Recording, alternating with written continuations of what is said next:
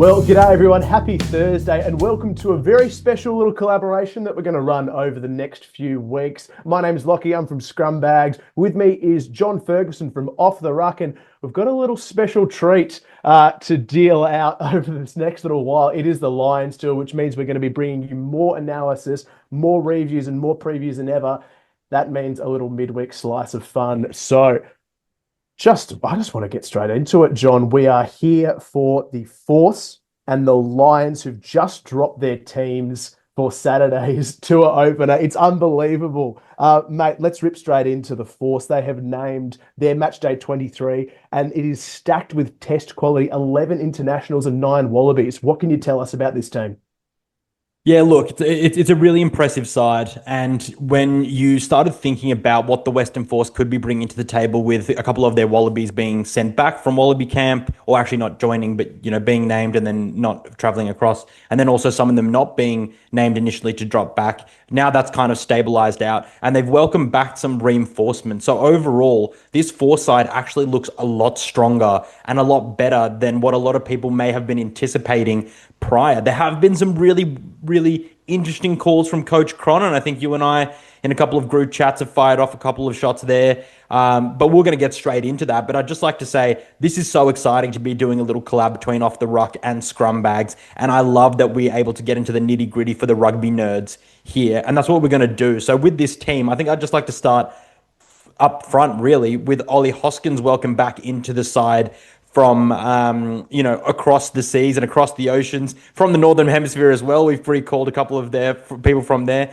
And he's really going to help stabilize that scrum alongside Tom Robinson, who was named in the Wallabies squad. Obviously, been sent back or didn't travel across to Sydney for that. And in training camp, he's training exclusive with the Western Force. And alongside them, Brandon Paenga-Amosa, which was one of the biggest omissions from the Wallabies squad originally.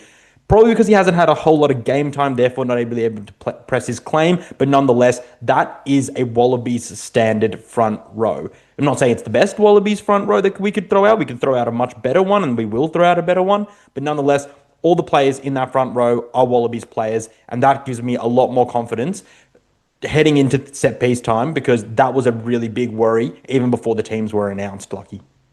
Yeah, Fergo, and not just the front row, the tight five are all Wallabies internationals, if you can believe it. Sammy Carter, all his experience. Darcy Swain, one of the best defensive line-out operators. I know you've been high on him, and he was named in that wider squad.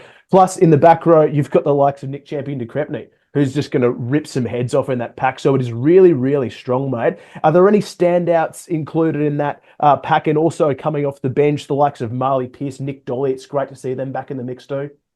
Yeah, I mean, look, the welcoming back of Marley Pearce is so welcome, because he is such a young rising talent. I think someone we often forget about, actually pulling a lot of his own weight in a side that kind of goes backwards occasionally and not as strong. Had he been in a Waratah side or a Brumby side or a Queensland Red side, he probably would have deserved better recognition from an from a test perspective. Not saying that he'd be in there, but I'm just saying that he'd be on the radar more. But he's just plugging away. WA Perth local, and I think really stoked for him, because I can see his ceiling increasing more and more heading into next year's Super Rugby Pacific, and he has an opportunity to launch that campaign right now ahead of Super Rugby AU, as they're calling it, later in the year as well. So super keen to have him in that setup. I think I'd just like to touch also on the fact that they have Violini Ekawasi at number 8, the only name that we didn't mention there on the list, along with Will Harris, and he is such a great, powerful ball runner, and that's really something that the Western Force are going to need if they're going to upset the Lions pack, which is it's one of the biggest packs that they could probably muster, actually, across the board. So really handy player to have there, Violini Ekawasi. It's awesome to see him back and healthy, because he was under an injury cloud earlier in the season. Yeah, 100%. And a shout out to Reed Princep, who gets another crack at the Lions 8 years on from 2017. It's exciting to see that experience come into the mix as well. But before we rip into that massive Lions pack, I want to go through this Force back line, Fergo, because there's plenty of experience. The recall of Ben Donaldson's a huge coup. Matt Proctor's been around the blocks. Nick White, a massive inclusion there as well. But let's talk about that big decision at 10. Alex Harford, just 2 Super Rugby caps, and he comes in to run the Carter. What do you make of that decision? I have to be plain. I cannot believe that's been the decision that's been made. There's been some speculation in about the fact that maybe they've been practicing like that, they've been training like that, with the fact that Kurtley Beale has gone down injured. Unfortunately, we don't know the full extent of that injury as we're recording this. It is an ankle injury. You know that he had that massive ankle injury last year. From what I understand, it's not that bad, but nonetheless, he's been called in. Ben Donaldson's been called back from the Wallaby squad, initially not meant to be there, and he's been listed at 15. And although they have Max Bury in the 22 jersey on the bench, they've still decided to play Harford. And to me, that is the most bizarre call, because you can't base that on form. And it can't be, and it might be on training form, but Max Bury's been playing all season off the bench. So it just, for me, it makes no sense other than the fact that perhaps Joe Schmidt is wanting to safeguard Ben Donaldson by not putting him in the firing line there at 10, having to make those tackles, having to make those runs. And although it could even be to the extent that Joe Schmidt's like, you know what, we might actually have to end up playing Ben Donaldson as a possible 15 option for the Wallabies. So maybe it's forward thinking from Joe Schmidt having a word with Cron, but from an optics perspective, in a vacuum, just for the Force, it seems like a really, really weird decision. And honestly, I can't say I was overly impressed with Harford at 10 when I've seen him there for the Force. So really, really weird decision from me. And I just hope that it works out better than it does in my mind, because it looks like it could turn out kind of bad, unfortunately. What did you make of that selection, Locke? Oh, mate, it's just strange to me that the heir apparent, or the second best fly half, I think, in Australia, which is Ben Donaldson on the sort of Joe Schmidt metric behind Noah Lolesio, it's weird that he wouldn't play 10 and get experience in the position that he's largely been playing. I get it's important to have him on the field. I'm glad that he is starting. It would be very, very strange to see him come off the bench. That would be a huge waste of time and resources, in my opinion. Remains to be seen. Harford could pull something amazing out of his backside that we don't know about. He's clearly got guts. He stepped up to have a match winner against the Tars and shanked it, but he doesn't lack the confidence. So we'll see how it holds up in that arena. But a quick word on the rest of that back line. Hamish Stewart at 12. Dylan Peach comes back in. Matt Greeley has been excellent all year, and an opportunity for Robertson and Kunzel to join Bury off the bench. Yeah, no, the back line overall looks strong. It looks fast. Really got some power and punch there with Dylan Peach, who I'm really excited just to see really embed himself in the, obviously picked in the Wallaby squad, but he's been off injured, and so I think it'd just be good to see him get lots of minutes under his belt and confidence back in his body and in contact. And he's going up against the players that he may well play against in the gold jersey, so this is a great opportunity for him. Likewise, shifting Ben Donaldson to 15 means that you shift Mac really out of that shirt. And I think he's been so good at 15 because he's allowed to, like, I think on the wing he has that opportunity to put the footwork on and gas a couple of people, but his vision's actually been what's really impressive, and be able to pick those holes from fullback. So it's a bit of a shame to push him out of there to accommodate for Donaldson, although I think it's great to have them both on the field. And then Matt Proctor hasn't played with the Force this year really at all. Injury as well to him, but I'm happy to see him there because he's a one-test All Black, I believe, and he does actually have a lot of power and grunt to him when he gets going. So definitely adds something to the back line. I'm surprised again not to see Kunzel start, just because he's obviously been playing more games and he's been in and around the environment a little bit more while he's been healthy. So it's a good back line. I'm very, very happy to see Nick White back. I really like the cut of his jib in terms of game management, box kicking, and they're two things which is going to be absolutely crucial for the Western Force. And we'll get into that when we talk tactics about the game lines we've gone through the sides, but really, really crucial. So Nick White is going to be a great kind of measuring stick to see how he's going form heading into the Wallabies campaign. Well, Fergo, that's the Force out of the way, mate. We now have a unbelievable Lions squad, has to be said, that's been rolled out in Perth on Saturday. 11 Irishmen led by Dan Sheehan, who's been named captain, 6 Englishmen, 5 Scots, and the single Welshman in Thomas Williams is starting halfback. They have not pulled any punches with this side, mate. What's the standout selection or selections for you before we even get into positions? I think just the look of the team is a lot more what I expect them to be fielding versus the Wallabies game one. Having Tyke Burn at number six as opposed to back row. Although we've heard from the Lions front rowers that Tyke Burn's extremely accurate with his shunt in the scrum, and that he, I mean, he's such an experienced player and such a good player that can play back row and second row. But nonetheless, a back row of Scott Cummings and Joe McCarthy with that back row of Henry Pollock at eight, Josh Van der Fleer back at number seven, and Ty Burn at number six. It just makes so much more sense with a Mac Hansen and James Lowe on the wings and Elliot Daly at 15. No Marcus Smith in the starting side; he's on the bench. So it just looks a lot more conventional compared to what we saw against Argentina, where they didn't have the access to the Leinster players, which obviously played at the final the week before that game. So I just think overall it just looks like a lot more of a settled, traditional side, and the pack size makes a lot more sense from a set piece perspective, which is going to be crucial this week, particularly against the Western Force side. Yeah, absolutely. Well, let's start with the pack there. We've got Schumann, Sheen, and Furlong up front, Cummins and McCarthy. So lots of new combinations. It's not just a straight English, Scottish, or Irish front row. I'm really interested in the balance of that line out with Cummins and McCarthy coming in to accommodate for Burn, which lets Van der Fleer and Pollock one a little wider as well. Pollock a smaller eight, not your typical eight as well. So some flexibility there. Do you like what you see with almost like a dual jackler role there?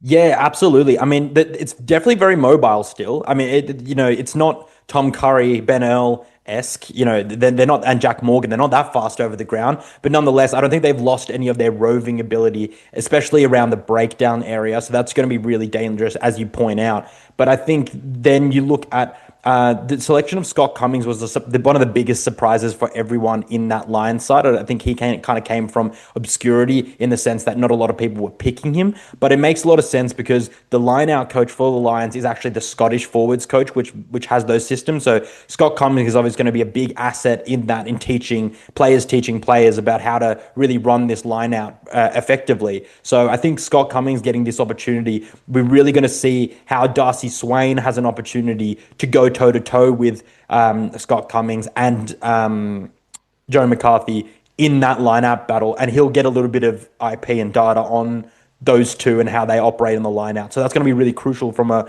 Western Force and Wallabies perspective, but also that's a key battle that you need to be able to watch as the game continues, because it may actually turn that one side gets dominant because they have picked a taller back row and second row combination than they did last week. Obviously, Joe McCarthy, 2 meters. Scott Cummings, I believe he's like 198, 199. Whereas last week, Maro Itoje is less than 2 meters. And I forget who his locking partner. Oh, Tyke Burn as well, also a sub 2 meters. So then you've got a taller back row, second row combination all over. But that's fine for the Western Force because they also have quite a tall pack. So maybe that's a little bit of a calculation there from the way that Andy Farrell sees this Western Force pack. And then I think, as you say, heading into the backs, the selection of the single Welshman, Thomas, at 9. We saw what he did when he came on last week. The accuracy of his pass, it's actually a big asset and a big draw card for a lot of the nines, or for all the nines, Alex Mitchell, Thomas Williams, and Jamison Gibson Park, that their ability to pick out a player that's maybe coming from the outside in. And that's how they scored their tries at the weekend. And the Western Force just have to be aware of that. So really good selection and good rotation for a lot of players, really, Locke. What did you make from the pack initially? Yeah, a quick word on the pack. I really like the bench, actually. I think they've got a really good combination with Porter and Stewart coming off, who I would view as the two strongest scrummaging props on loose and tight for the Lions. That's a hell of a draw card coming off the pine against the Force if they need that big shove. We saw, even in a losing side, how effective the Lions were against Argentina up front. Mm. Porter and Will Stewart take what's already a very solid scrum and elevate it for me. So excited to see them in action. Ollie Chesham, another big, tall timber to come on, and Jack Conan's that sort of 6, 7, 8 easy coverage. So expect to see time from all of them.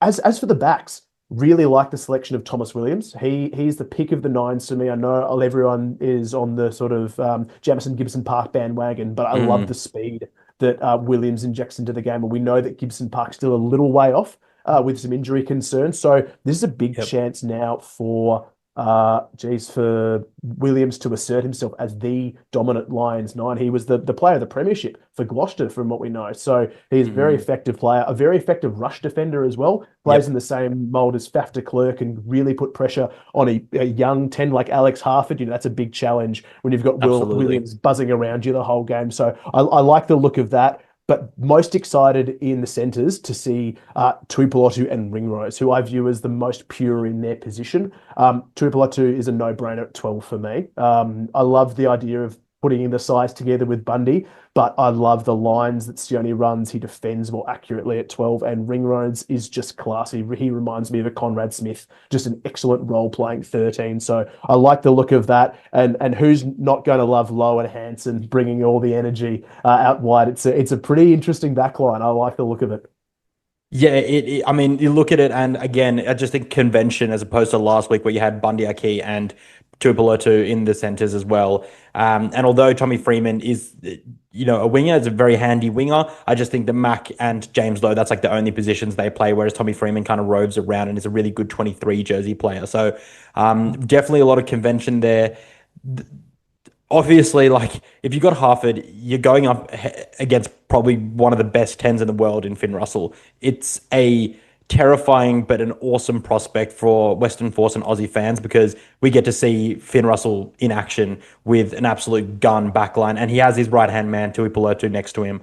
No other Scotsman in the back line, but that really won't matter because I think Finn Russell can pick a pass and a kick to anyone as long as he sees the space. So overall, it's a extremely strong side, and I fear that the kicking ability in this in this backline, particularly with Elliot Daly at 15, along with James Lowe, who's such a massive raking long left boot. The Western Force are going to have to be really smart about how they play this game because I think otherwise, between I think the Lions' perceived scrum dominance and an elite kicking game from their operators at the back line, it could potentially get pretty bogged down in the Western Force half. But we'll talk all things tactics right now, won't we? Won't we, Lockie?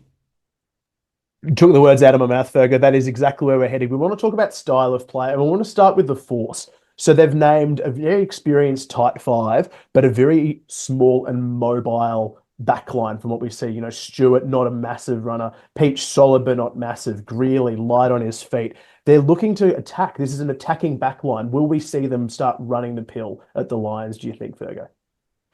Well, I think that if we go back and kind of take what we know from the Super Rugby Pacific season for the Western Force, we know that they are a side that can score points. It's not like unlike the Waratahs who struggled to score points out of anything other than counter attack, and you had to rely on players like Jorgensen and Suoliti. They have systems, they have shapes that can really get them into good attacking positions. But I think that they are a side which is going to live the best with short stints of play. So if they get into around the 22-meter zone of the Lions, build as many phases as you can, suck as much energy out of them as you can as defensively. But if you're anywhere near your own half, and this is what they did all year, really, but I'd only tweak this slightly, is that they have to kick and kick long and that has to go out. When you have the most dominant line out in Super Rugby Pacific, which they did, and they have some of the best line out stealers in Darcy Swain and also Jeremy Williams. Obviously, Jeremy Williams not joining the team for this particular match, but I think Will Harris and also Nick Champion de Crepney, who Joe Schmidt himself has said can get up in the air really quickly, and he likes that ability from him because he's quite a tall timber as well. Between them, Darcy Swain is an elite line-out operator, but that means they actually do have to kick long out. And I think that the Western Force have to think that with new combinations between the hooker, between the callers, between the jumpers, and the entire pack, let's put as much pressure on them as possible and let's put them in those positions as often as possible. So it doesn't matter if you make 20 meters, if you make 15, if you make 30, just kick it long and out because the other option is contestable or you can go deep and let them attack. But I honestly, the Western Force have defended the ninth worst in Super Rugby Pacific at 86.3%. It's not a terrible amount for a rush defense, which they do run, which I think is going to be really important for them. But nevertheless, it's going to be really crucial that they make those tackles at the right part of the field. They do not want to be turning ball over in their 40-meter line because they've tried to run it. So I think that leaning on the strength of their line out versus perhaps the weakness of their scrum, which is another set piece, which maybe you can touch on, is something that's going to be really crucial for them. And it's just about playing to that strength and not thinking they have to play a certain style of footy to be able to make this game what it is. Look, I agree completely on the line out, Fergo. There was a great piece that Nath Williamson ran through rugby.com talking about the defensive line out stats of the Force, and in particular that it is the most effective professional defensive line out currently operating. Over 2 steals a game. And no, not just Jeremy Williams and Darcy Swain, as you mentioned, but Will Harris, a massive part of their line-out success. So look to him with Carter, Dolly putting pressure as well. We're going to see a lot of chat. That's going to be a real strength and a really exciting area to target for them. So I'm excited. But you mentioned the scrum, and I am concerned. I'm concerned. Ollie Hoskins, has played a lot of Northern Hemisphere rugby, but doesn't have the combinations up front. So remains to be seen how strong that tight head is. And then backed up by Tian Takapulu, not a lot of a Super Rugby experience either. So it's not so much the loose heads I'm worried about. I'll back Pearce and Robertson to hold their own, but that tight head side is going to be really key. So that's a huge responsibility on Swain as your tight head lock, and Will Harris to really put pressure behind at scrum time. That's a place that they need to hold. They're not going to dominate, but if they can hold that area, then we can find some success. I'm very keen to get your thoughts on the Lions' tactics, though. We know that the Force are going to try and put pressure on defensively. They have a good box kicking game and some small zippy backs. What can we expect to see from the Tourists in their first hit out on Australian soil? I think with someone like Finn Russell, you're going to be looking at a lot of loop plays, out the back plays, because he's going to be a player that wants to get width on it. But I think the Lions are going to be able to, they're going to have to consolidate their style, and I think Farrell's going to do that. I don't think that's something that we need to tell them. They've got their own analysts, so they're going to condense their game style. I'm not going to say that I'm not going to see as many offloads, but what we are going to see more of is pops. I think we're going to see more of pop balls off the deck, because what we do know about the Western Force, and I'm sure the Lions know this as well, they do not have a strong pilfer presence, as in, like, they don't have a strong presence at the breakdown. Darcy Swain is an absolute pest there, but that's one player. So without Carlo Tizzano there, you're really looking at a pack that is going to, they make a lot of dominant hits. So that's where their disruption at the breakdown, at the tackle, is going to have to come from. So your big brawlers like Swain, Champion de Crepney, Harris, Ekawasi, they're going to have to rush up and put those hits on, and that's where they're going to stress the seams. But I think that with someone like Finn Russell, he's really going to run that edge quite fine, and he's a risk taker, and so he's probably going to invite Western Force players to rush out, and he's good enough to be able to put that ball on a dime, whether it's via pass or a kick. So I think that they're going to stick quite direct, but that doesn't mean they're not going to find space inside or out. So I think Russell is going to be alongside with Thomas, because Thomas Williams is a little bit more, as you said, a great darting game. But I think that Thomas is going to marshal the forwards until a point where he feels like the Western Force are either rushing too fast, he'll take his pick, he'll take his line, or he'll see that the Force are getting tired or they're flaking. And then that's when they're going to be able to give it to Finn Russell, and Finn Russell is going to unleash the back line. And I don't see someone like Finn wasting energy in and around their 22. They did run a lot of ball from their own half last week. I can't see them doing that this week, purely because they know that if they they give the ball to the Western Force, they've got dangerous attackers, but they're not going to be able to transition into that, guarding their own breakdown as quick as possible, as quick as the Argentines did last weekend. So they're going to be more willing to give the ball to the Western Force, whereas the Western Force should not be having that same mindset. So not getting caught in a kicking battle is what the Force are going to try to avoid in. And I think the Lions, they'll win that 9 times out of 10 because they have such elite kickers and experienced test players.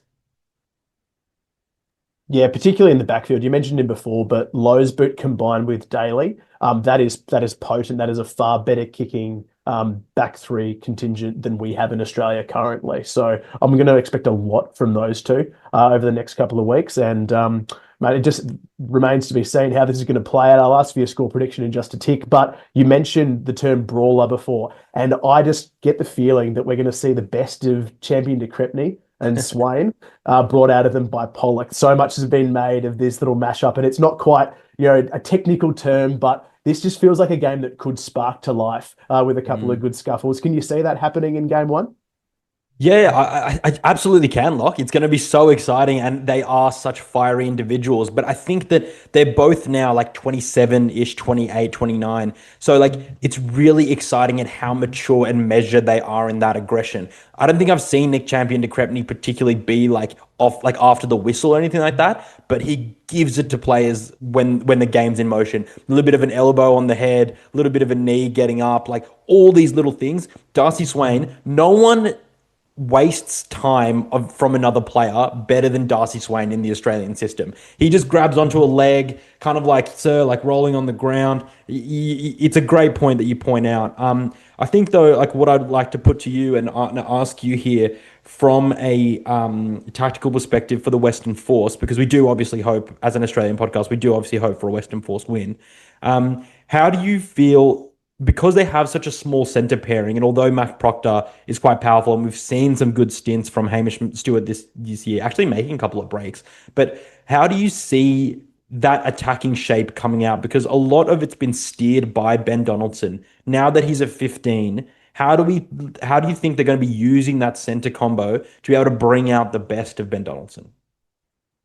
I think you'll see a lot of Ben Donaldson stepping into that first receiving role. I imagine it could look a lot like dual sides of the field, almost like a league setup with your halfback and your 5'8". I imagine that Ben Donaldson will want more touches than not, and that's something that Joe Schmidt would have passed on as well. So expect to see him take a lot of advantage of second and third phase play, or even calling the shots for that that trigger pull out to the backs.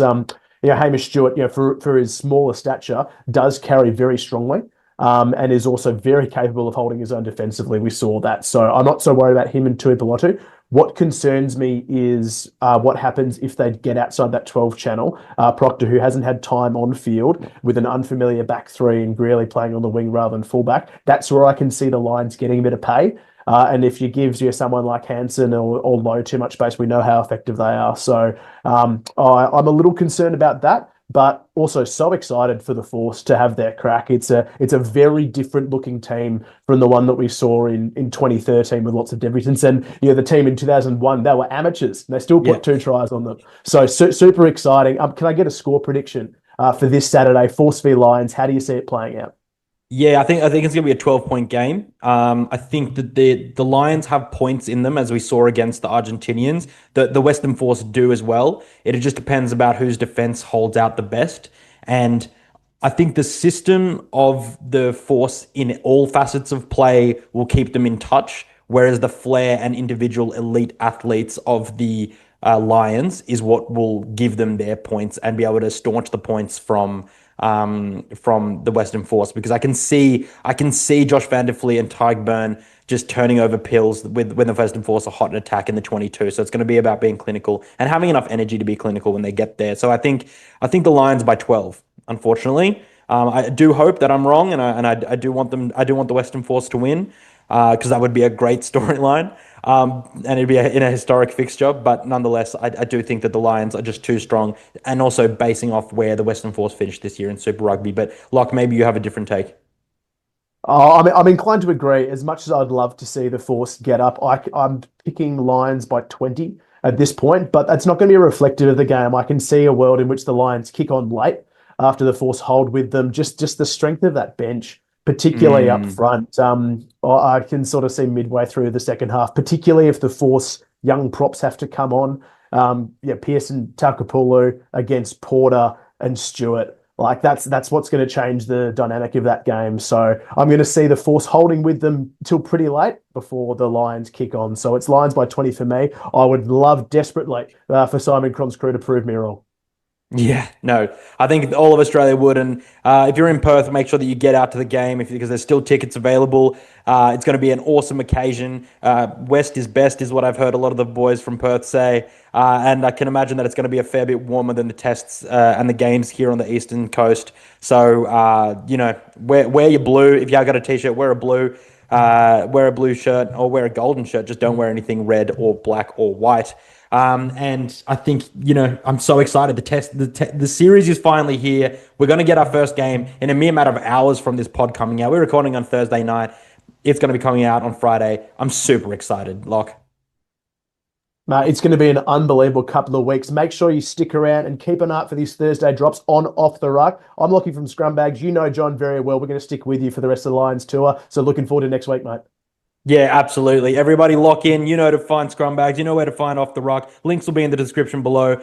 Love your rugby. Enjoy the weekend. Watch all the rugby you can. Don't forget that the Wallaroos A's are playing as well against Manusina, I think is how you pronounce the women's team. And so that's the Samoan women's team over there. So that's going to be really exciting. Plus, we have lots of other rugby news that we're going to cover as well on our individual pods. So get around Off the Ruck on YouTube. You've got yourself on TikTok, and then you've got Scrumbags, obviously, on Spotify and Instagram. Looking for collabs across all the platforms. We love you guys. Hoping you guys are loving our content. Like, subscribe, where you find us all. Lockie, thank you so much for joining Off the Ruck today and for the weeks moving forward. I can't wait for this little collab because it's exactly what the rugby universe needs. Keen as, mate. Enjoy your Saturday. Get around the girls down in Canberra. That's free on rugby.com.au, by the way. So make sure you check out that video before we get into the Force game, mate. I'll catch you next week. Ciao, Lockie, and cheers to you, everyone.